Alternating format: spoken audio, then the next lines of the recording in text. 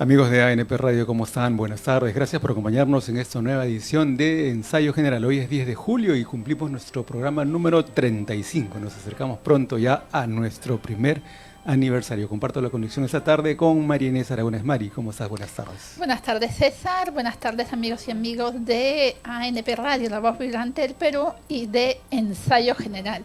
Hoy tenemos un programa con literatura y danza. Y justo a propósito de la Feria del Libro, vamos a tener una cobertura especial. ¿Qué novedades tenemos, César? Para el programa de hoy tenemos aquí ya en nuestros estudios a nuestro primer invitado. Es un escritor joven. Y cuando digo joven, estoy hablando de un escritor de 25 años, ¿cierto? 24 años, ni siquiera 25, me pasé por uno. Está ahí aquí en nuestros estudios Aurelio Pastor Quesada. Aurelio está presentando el libro El Juicio de la Memoria, un libro de relatos que hemos estado revisando.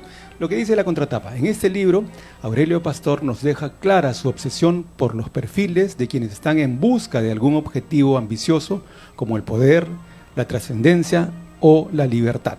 Evita el camino de la autoficción, el hiperrealismo y demás corrientes predominantes del momento para entregarnos una narrativa que permea lo actual sin etiqueta alguna. El Juicio de la Memoria. Aurelio, ¿cómo estás? Buenas tardes, bienvenido a Ensayo General. Muy bien, gracias a ambos por la invitación, feliz de estar aquí.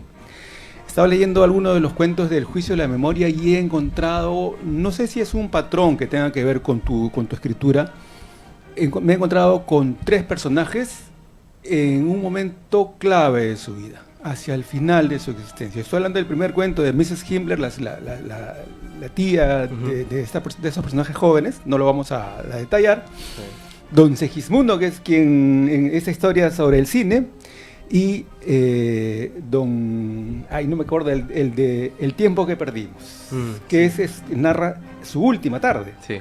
Quería preguntarte a partir de eso, Aurelio, y luego de la presentación, si recurres al tema de la muerte como gatillador de las historias que quieres contarnos.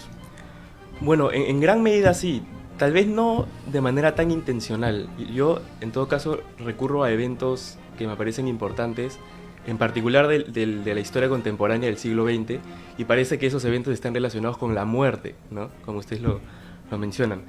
Más que nada, creo que lo que busco yo es volver a narrar de manera emocionante y en la medida en lo que pueda, eventos importantes del siglo XX o incluir en las historias contemporáneas, como puede ser la primera, rasgos del siglo XX, ¿no?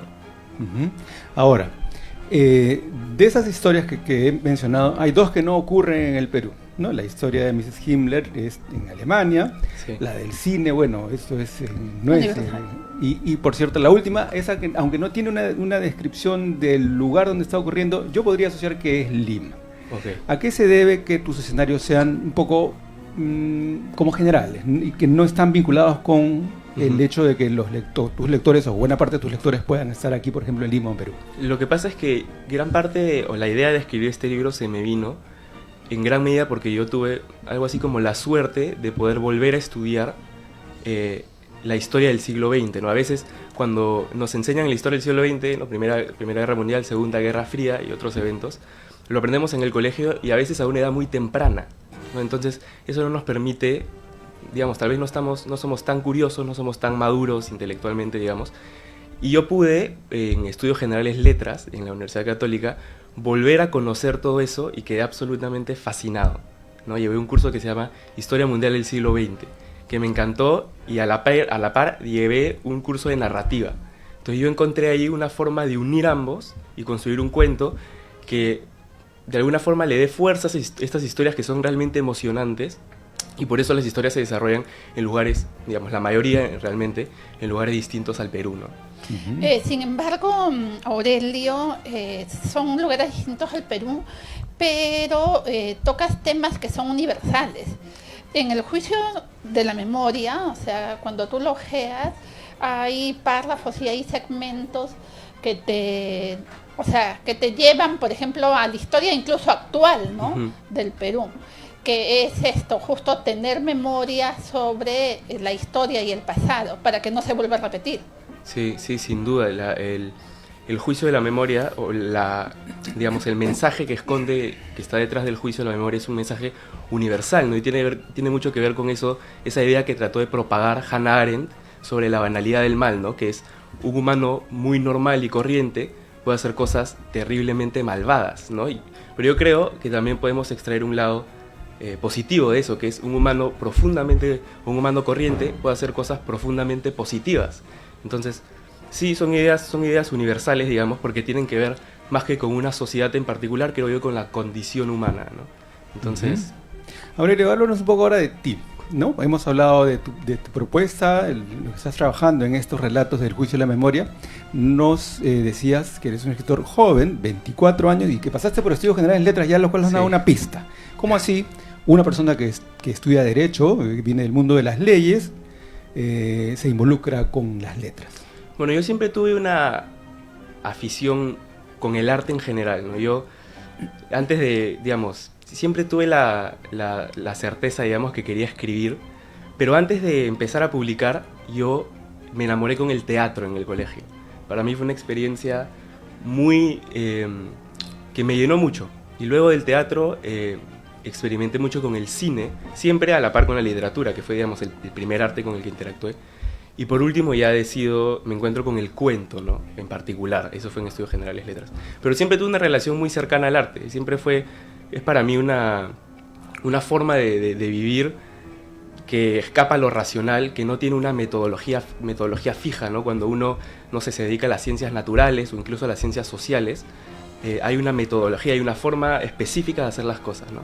El arte escapa un poco eso, ¿no? Es una forma de explorar los límites, ¿no? El artista de alguna forma trata de explorar aquello en donde no se ha estado, ¿no? En los cuentos, por ejemplo, yo siempre trato de crear situaciones a veces incómodas, explorar momentos del pasado, agregar cosas al pasado. Entonces, el arte sin duda le agrega un ingrediente adicional que no tienen otras disciplinas, ¿no? Entonces, yo siempre tuve esa curiosidad, sabía que era algo en mi vida y es algo que no quiero dejar nunca. Sí. Aurelio, tú indicas que, por ejemplo, uno de tus primeros amores fue el teatro. Sí.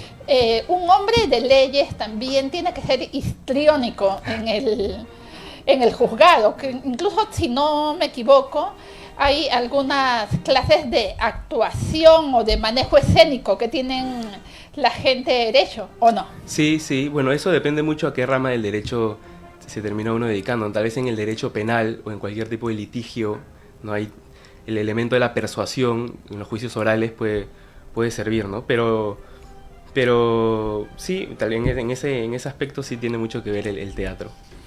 En esta colección de relatos estamos encontrando 8 relatos: Calor en la Guerra Fría, El Juicio de la Memoria, Hollywood y la Eterna Función, Una Historia Lateral, Travesuras en la Mansión, Souvenirs, El Tiempo que Perdimos, Saltar el Muro. ¿Cuánto tiempo hay aquí de trabajo de escritura, Aurelio? Hay más o menos entre 2 años y 2 años y medio. Sí, es un trabajo... Bueno, primero, digamos, tómate esa extensión porque yo estudiaba a la vez, ¿no? Entonces esto tenía que hacerlo en mi tiempo libre, ¿no? Lo terminé hace un año y medio más o menos. Y también el trabajo que supone, hay elementos de historia, hay que investigar, hay que, digamos, la reflexión, el mensaje que quiere dar uno, y el tema de la edición, más o menos 2 años y medio, sí. 2 años, lo cual indica que comenzaste a trabajar cuando tenías 21 años y pico. 20 años. 20 años. Sí, porque el tema de la publicación también ha tardado un poco. ¿Y percibes alguna diferencia entre los primeros cuentos que escribiste para este grupo de relatos y el último que has escrito? ¿Cuál podría ser esa diferencia o cómo podrías tú darnos una pista de cómo es tu evolución en la escritura? No creo que haya una diferencia. Claro, a pesar de que, digamos, entre 20 y 22 años uno creería que ya está más maduro. Yo pero creo no, que... En realidad 20, 22 es un joven. Sí, es un joven, pero... Casi que recién sale de la sin duda. Me refiero a que 2 años a una edad tan temprana es un porcentaje grande, es decir... Como el 10%. Claro, pero... no, yo seguí dándole al tema del siglo XX. Hay cuentos que escapan un poco eso, sí. Tal vez mientras uno empieza a escribir más, va teniendo más paciencia, ¿no? A veces cuando uno empieza a escribir, cree que aquello que va a escribir va a quedar, y no es así, ¿no? La idea es, el que quiere ser escritor tiene que escribir, y siempre está la posibilidad de descartar, ¿no? Es decir, no es que lo que voy a escribir se va a quedar fijo y no voy a poder borrarlo nunca. Entonces, con el tiempo, digamos, desde la perspectiva del escritor, creo que fui teniendo más paciencia conmigo mismo. El trabajo del escritor depende mucho también del día. A veces el tema de la inspiración a veces influye, de los momentos. A veces uno captura ideas en momentos que no se lo esperaba, ¿no? Y se lo guarda. Entonces hay que saber esperar. Yo con el tiempo fui entendiendo eso, que no hay que desesperarse por escribir o hay que tener paciencia y que las cosas llegan. ¿Y te ha tocado un editor riguroso así que te hace cambiar cosas? Me ha tocado una infidencia. Me ha tocado, no me ha tocado un escritor que me da ideas muy, muy importantes, que me ayuda a veces cuando uno es joven, quiere poner todo. Y lo más difícil, creo yo, una de las cosas que me hace más difícil cuando empecé a escribir fue aprender a descartar. Descartar. ¿No? Porque uno quiere dejar todo. Y el cuento, sobre todo, es algo que es algo que tiene que ganar rápido. Entonces, cada palabra tiene que ganar su lugar, ¿no? Entonces, saber descartar es algo que aprendí mucho con Diego, que es mi editor. Sí, en los cuentos, si bien, o sea, hay un detonante que es la muerte, pero también tienes una salpicada de humor, ¿no? Souvenir, por ejemplo, también nos publica en pleno siglo XXI, donde tenemos tenderos, tenemos comipollos acá en el Perú. Y aquí, en este cuento, el personaje es también algo cuestionable.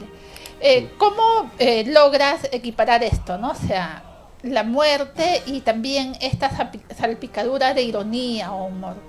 Sí, bueno, la comedia siempre ayuda, ¿no? La comedia es un momento en que la audiencia puede, creo yo, por un lado, tomar distancia de la seriedad con la que se tratan las cosas, pero además traer un poco de reflexión. El cuento no es un ensayo, ¿no? No es un ensayo académico, no es un trabajo de investigación. Para eso están otro tipo de libros, ¿no? El cuento lo que busca es, en un primer nivel, creo yo, entretener, ¿no? Es lo básico, es en lo que yo me he concentrado, entretener. Y en un segundo nivel, las reflexiones. Y la comedia ayuda mucho, creo yo, a llegar a no olvidarnos que estamos en literatura, en entretenimiento. Y además permite que el lector descanse un poco cuando tocas temas un poco serios y pesados, ¿no? Al final, yo siempre tengo esta idea que una de las personas llegan a su casa después de trabajar y tienen que escoger entre o ver Netflix o quedarse en el teléfono viendo Instagram o TikTok o leer un libro, ¿no? Entonces es una guerra muy difícil de ganar. Bueno, entonces, es verdad. Entonces los autores tenemos que luchar contra eso y la comedia es una herramienta muy fuerte porque es entretenimiento y es impacto. En esa respuesta anterior me haces acordar a esta frase que además que es muy conocida, ¿no? de Cortázar, que la novela se gana por puntos, pero el cuento se gana por knockout, así que rápido no entra. Y por cierto también cuando hablas del entretenimiento, el decálogo de Ribeiro, el decálogo para cuentistas, ¿no? Que ha dado sus recomendaciones, él como uno de los más grandes cuentistas que conocemos, da sus recomendaciones. ¿Qué de eso has tomado por ahí en el camino, Aurelio? De escritores en particular, yo no diría que tengo un autor que me ha marcado. Creo que es un conjunto de escritores que me han influenciado mucho, así como también el cine y el teatro me han influenciado mucho como escritor, ¿no? Lo que sí tengo que decir es que tengo esa experiencia un poco compartida, que 100 años de soledad, cuando yo tenía más o menos 12 años, me marcó muchísimo. Yo me acuerdo, el libro estaba, digamos, en una habitación en mi casa, yo lo encontré y leía las 3 primeras páginas, siempre, casi por cada 2 días, digamos, pero entendía muy poco, porque es un lenguaje, digamos, complejo, ¿no? Pero me encantaba cómo sonaban las palabras, ¿no? Entonces, me acuerdo, ahí entendí que la literatura es también un ritmo, ¿no? Es sonoridad, y eso me marcó mucho desde una edad muy temprana, y siempre trato de mantener una armonía en las oraciones, en cómo suenan las cosas, ¿no? Me parece que ahí también hay arte, ¿no? Entonces, ahora que mencionas ese tema de la guerra esa que hay por captar el interés del internauta, del público joven, que lo que quiere es un poco de entretenimiento, me estaba preguntando en la lectura de este primer cuento de Mrs. Himmler y todas estas referencias a la historia universal que están a lo largo de todo el relato, ¿cómo manejas tú? Mi pregunta es, ¿cómo sabes que quien te está leyendo te está siguiendo, o si esos detalles y esos datos no son más bien baches con los cuales el lector se está topando y le está causando cierta distorsión? Porque son una sucesión de referencias. Sí, sin duda. Bueno, lo que pasa es que lo manejé de manera que este sea un libro de cuentos que pueda leerlo cualquier persona. Es decir, yo trato de manejar un primer nivel de entretenimiento, digamos, ¿no? Que es lo básico que yo creo que tiene que estar, ¿no? Y luego hay momentos sí donde hago referencias un poco más rebuscadas, si se quiere, y eso es para llegar a otro tipo de audiencia, tal vez, ¿no? Es decir, aquel que escribe simplemente, creo yo, sobre temas muy específicos y complejos de entender, digamos, separa mucho a la audiencia. Entonces eso es lo que yo quería evitar. Ahora, los cuentos que están aquí, al menos los que tratan eventos históricos, son bastante, digamos, comprensibles en sí mismos, ¿no? Es decir, no se necesitan entender algunas referencias, o ninguna referencia es imprescindible para entender el texto, ¿no? Entonces, luego... Pero de todas maneras se percibe un trabajo de investigación, por ejemplo, en el de los hermanos Lumière, esta referencia a que la primera película era pues la de la salida de la fábrica, o la del tren, la llegada del tren a la estación. Eso demanda una investigación. Ya tú nos diste la pista diciendo que una de tus debilidades es el cine. Sí. Por tanto, está ahí. Ya se entiende claramente. Sí. Bueno, pero hay investigaciones, todos esos detalles sobre la caja, cómo funciona y los otros inventos demandan un nivel de investigación previa, ¿no? Para poder echarse a escribir. Sí. Yo, en particular ese cuento, yo llevé un curso de cine, no el que sale en mi descripción, no el de Nueva York, sino otro. Lo llevé con la Universidad de Piura, online, en la época de la pandemia. Y ahí contaban todos esos elementos de cómo vamos y cómo llegamos al cine, ¿no? A la cámara y a la idea de grabar. Entonces yo los junto todos esos en un solo personaje, ¿no? Realmente los Lumière no fueron los que crearon todos esos elementos. Pero sí, hay que investigar, pero no se requiere llegar a este libro con conocimientos de historia, ni ser un fanático de la historia, ¿no? Basta una pequeña intriga y suficiente para leer el libro. Una de las cosas que yo creo que es importante sobre ese libro, o lo que buscaba, es que a mí me hubiera encantado poder leer un libro de cuentos cuando estaba aprendiendo sobre la Guerra Fría o sobre quién es, o sobre los juicios que se hicieron sobre los nazis, ¿no?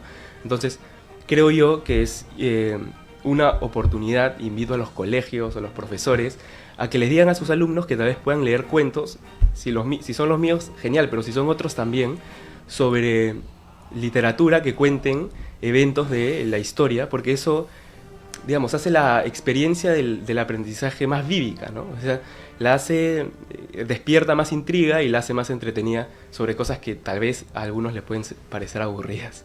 Ese detalle de la pandemia, además te debe haber tomado bastante joven, ¿no? 2020, hace 5 años, ¿tenías cuánto? ¿19 años? Tenía 19 años, sí. ¿Cómo te marca la pandemia en tu trabajo? Por un lado, tus estudios de Derecho ahora y también tu creación. ¿Cómo marca ese momento tan crítico para la humanidad? Desde el lado social fue muy fuerte, ¿no? Es decir, yo en el colegio a mí siempre me encantaba juntarme con mis amigos, salir, ¿no? Como cualquier joven, y pasar a estar encerrado es muy duro, es muy duro. Luego, desde el lado de la literatura, todo lo positivo, ¿no? Porque hay más tiempo para escribir, hay más soledad para escribir. A veces necesitamos soledad para escribir, que es difícil si eres una persona que le gusta interactuar con las personas y más social. Pero entonces, creo que pude sacarle de alguna forma a un momento difícil algo positivo, ¿no? Que fue escribir un conjunto de cuentos. Aurelio, o sea, eres una persona joven con mucho futuro. ¿Has visto la posibilidad de plasmar, ya que has estudiado teatro y cine, de repente estos cuentos en las otras artes? Me encantaría, pero es difícil, ¿no? Digamos, la comparación teatro, cine, literatura, literatura es la que lleva menos equipo, por así decirlo, ¿no? El cine, digamos, requiere muchas personas, requiere un nivel de inversión mayor también, y el teatro también, y requieren más tiempo, ¿no? Un trabajo en equipo que es complicado de lograr. Igual más adelante siempre estoy abierto a la posibilidad de poder hacerlo, ¿no? Pero ahora es difícil, sí. Quería plantearte una pregunta que tiene que ver con la actualidad y además que es transversal a todas las disciplinas. La aparición, la arremetida de la inteligencia artificial. Ahora hay textos que uno pide a la IA un texto de estilo literario y en cuestión de segundos te da un texto. Tú, en tanto escritor joven, ¿cómo ves ese tema? Si es un problema, si es una amenaza, ¿qué perspectivas le ves tú a esta relación literatura, creación literaria, frente, no versus, pero al menos al lado de inteligencia artificial? Bueno, el escritor genuino encuentra un amor en crear, ¿no? Entonces, si uno apela a la inteligencia artificial para generar cosas y hacerlas pasar por suyas, no es un escritor genuino, digamos, ¿no? El tema de la literatura va por otro lado, ¿no? Es decir, la inteligencia artificial, cuando yo escribí estos cuentos no había todavía, o había muy poca, ¿no? Que fue en la pandemia. Puede ayudar a estructurar ideas, pero nunca va a reemplazar a un autor, o si es que lo llega a reemplazar, ningún autor va a buscar eso, ¿no? Es decir, los autores, o las personas que se dedican a escribir, o a cualquier, digamos, arte, lo que buscan es expresarse ellos mismos, expresar sus ideas, digamos, manifestar lo que tienen algo que contar y la forma en la que pueden desarrollarse, ¿no? Entonces, yo no veo ningún problema con la aparición de la inteligencia artificial y los artistas, o los escritores, o lo que sea, que quieran dedicarse al arte. Es decir, no tendría por qué plantear un problema si realmente le tienen un amor al arte, ¿no? En todo caso, el problema podría ser desde el consumidor, desde el público, desde el lector, desde quien recibe, porque puede generar a pedido, a su gusto, ¿cierto? O sea, yo puedo decir, quiero una historia de vaqueros donde el personaje central sea una chica que se enamora del bandolero y que acaben casándose, y me va a dar la historia, ¿cierto? O sea, digamos que no veo el tema desde la creación, sino más bien desde el consumo. Tampoco lo creo, porque las personas que consumen, digamos, no todo el mundo consume literatura, ¿no? Ya quisiéramos que sea así, al menos las personas que nos dedicamos a escribir. Y las que sí se dedican a leer, yo creo que van más allá de eso, ¿no? No creo que el resultado que te dé la inteligencia artificial, por más brillante que sea igual de profundo que aquello que pueda crear un humano de manera auténtica, ¿no? Coincidimos ahí. Sí. Y diferenciarías entonces, o sea, lo que es el arte y lo que sería casi mercado con inteligencia artificial. Y además del tema ético de señalar que hay cosas que se hacen con IA, ¿no? Por ahora sí. Igual más adelante salen algunos escritores fantásticos con inteligencia artificial, no lo sé. Y tú desde el campo del derecho seguramente también vas a tener que hacer algún tipo de reflexión sobre derechos de autor y cosas por el estilo. Aurelio, próximas presentaciones de El Juicio de la Memoria. Voy a estar en la Feria del Libro de Lima el 19 de julio, el siguiente sábado, a las 6 de la tarde. Y El Juicio de la Memoria está disponible en Crisol, en El Virrey, en Comunitas y otras librerías. Y además siempre lo pueden pedir por internet en las mismas librerías o en Busca Libre. Entonces el sábado 19 de julio, sábado 19 6 de la tarde, 6 de la tarde en ¿qué auditorio? Clorinda Mato de turno. En el auditorio Clorinda Mato. Aurelio Pastor Quesada presentando El Juicio de la Memoria, la primera publicación. Relatos que además están interesantes. Yo ya me he leído 3, prometo leer todos en los siguientes horas. Aurelio, muchísimas gracias por visitarnos. No, gracias a ustedes. Gracias por la visita aquí a Ensayo General en ANP Radio. Gracias a ustedes. Bueno, amigos y amigas de Ensayo General, vamos a